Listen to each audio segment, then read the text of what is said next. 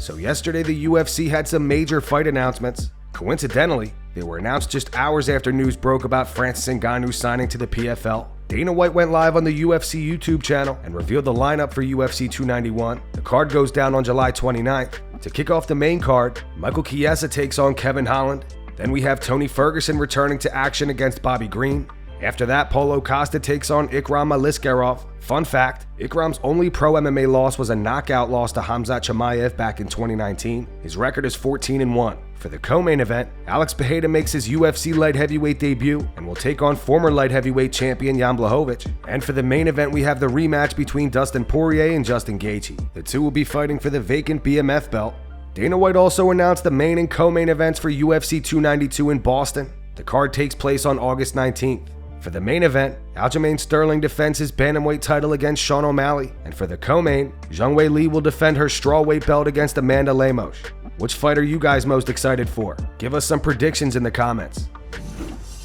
Alex Pereira is confident in his upcoming matchup against Jan Blachowicz. The two are set to fight at UFC 291 in July. As you guys know, Pereira trains exclusively with Glover Teixeira, and Glover defeated Jan for the belt back in 2021. On his YouTube channel, Pereira said he's a dangerous guy, an experienced guy, a guy we know because of my training partner Glover Teixeira. I'm sure training hard and together with Glover, he will pass me a lot of stuff for sure like he is always doing. Everybody knows Blachowicz is a dangerous guy, an all-rounder, but I think it's a good first fight for me. When I say my first fight, some people will think, oh, then it's an easy opponent. No, all of you know my story. I was middleweight champ, so for sure, they wanted to give me one of the top 5 ranked. For me, it wasn't a surprise. We were negotiating a while. I was waiting for him. So that's it. I'm happy about the fight. Now it's time to focus on my training and continuing with the work I am doing. Brendan Schaub gives his take on Francis Ngannou signing with the PFL. Brendan is happy for Francis, but wonders if it's a good idea for the PFL. He also brings up the point that not a lot of people are familiar with the PFL's heavyweight division. Brendan, can we get your reaction on Francis signing with the PFL? Francis news is finally announced. It's a long time coming. I think the great Chael Sonnen broke this a few weeks ago, so it shouldn't be too shocking to anybody. But Francis signed with the PFL. Shout out to Francis Ngannou. He said what he was going to do. He set out what he was going to do. He got a lot of hate, a lot of pushback. His agent, Markel, and him got it done. Don't forget Markel. He was a big advocate getting Francis to kind of go on this path that hasn't been done before. Shouts out to them. Francis, Markel, the PFL for taking a chance on Francis. All of it's all good. Biggest contract, guarantees his opponent of $2 million. He gets a portion of the gate, pay-per-view percentage, guaranteed money. It's completely game-changing for the sport MMA. It's huge. It's massive. This is all good. My question is not with Francis. We know Francis got a great deal, so hats off to Francis. The question is it a great deal for the PFL? History would say no. The leagues that throw all this money at the fighters, Affliction, other leagues, they're not around anymore. So I don't know if you can sustain a business model giving Francis all this money, all this power. I don't know if it's capable. I hope it is. I hope it works out. It would change the game forever. And shout out to Francis for taking the risk of being the guy to do it. Also something to note, it says he won't fight till 2024. PFL is a tournament-style platform. That's their business model. It's a tournament. So France is going to skip the tournament and go against PFL standards. And they're saying there's going to be a heavyweight tournament, then the winner of that fights Francis. I'd rather see Francis in the tournament. Other question, who's he going to fight? Name 5 PFL heavyweights. Go. I can't name them either. So they're going to have to make PFL an attractive kind of secondary option outside the UFC, which they've done because now you're guaranteeing them these huge paydays. So I think you're going to see some free agents come over to the PFL for that guaranteed payday of $2 million that Francis said is in the contract. My question again is, name heavyweights who are going to be free agents soon that you would pay to watch Francis fight on pay-per-view.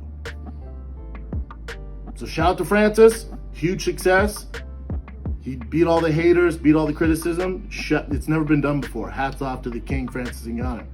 The question is this model sustainable for the PFL? History would say no. Let's find out.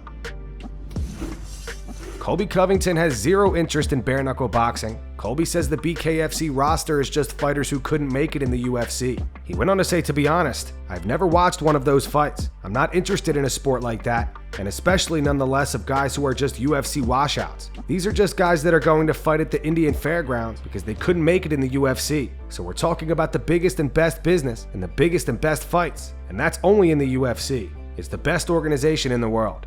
Now, after this interview came out, Mike Perry tweeted this. He wrote, "Gotta keep my cool," the thinking emoji.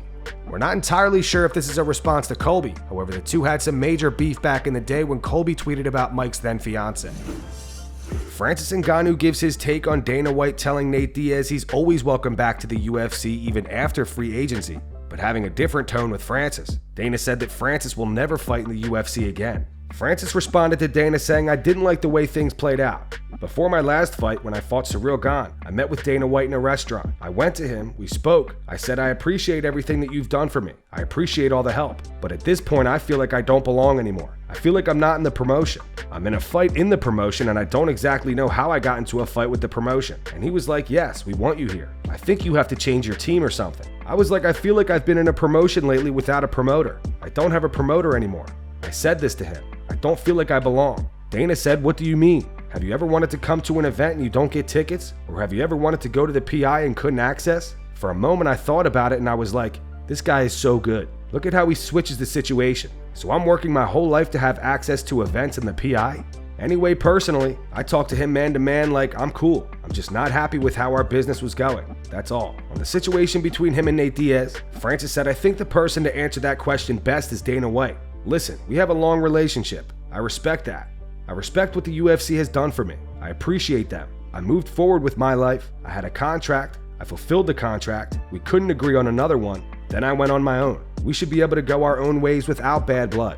I don't have anything personal. I'm just doing business. I'm obligated to do what is good for me. And I'm sorry if what is good for me is bad for somebody.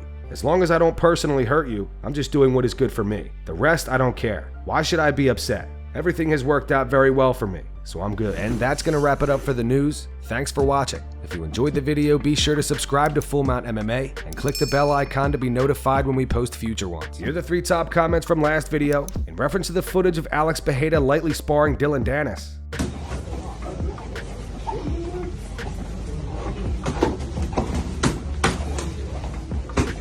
The first one says, "It's now occurring to me that Alex probably didn't know who Dylan was." The second one's from Hurricane316. It's in reference to Francis Ngannou signing with PFL. It says, "I am very happy for Francis. Not many MMA guys have been able to turn a paycheck like that, and the fact that he's honestly not even that big of a draw for the general public makes me root for him even more. He came from all and gamed the system to the tunes of millions of dollars. Hats off." And the final one's from Darther659. It says, "So now people have gone from saying that Francis has fumbled the bag to PFL will go under very soon and cannot afford it. Man, MMA fans are too fickle. He played the system and got a way better deal than the UFC could give him. Good on you, Francis." Those were the 3 top comments from last video. If you want to be featured on the next one, all you have to do is comment down below. If you missed yesterday's news, click the video on screen to get caught up. And make sure to go subscribe to our second channel where we post our exclusive MMA interviews.